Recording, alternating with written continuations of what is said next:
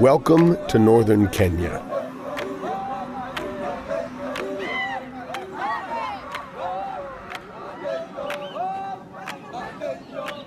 This is the home of the Samburu people.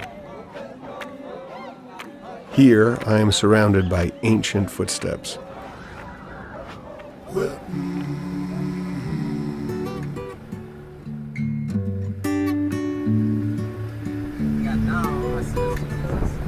Robert is a Samburu warrior and my friend.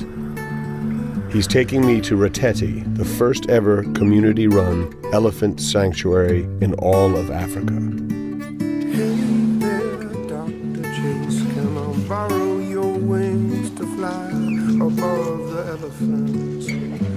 Ride the wind, oh God. 20 years ago, Robert's homeland had lost much of its wildlife. Ivory poachers had decimated the elephant population. But these sentient giants are nature's great engineers. By voraciously eating the trees and brush, they kept the land open and grassy. Without the elephants, other wildlife, people, and livestock all suffered. At first, the Samburu turned a blind eye to the poaching because they were afraid. But in Robert's lifetime, he has witnessed a sea of change.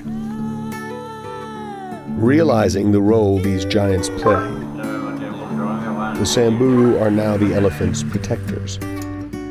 Day and night, Samburu rangers guard against poachers. And at Reteti, they raise orphans for release back into the wild. For me, this story is hopeful, and all over the world, wildlife needs us. The instant we help, the natural world pays us back 1,000 times over.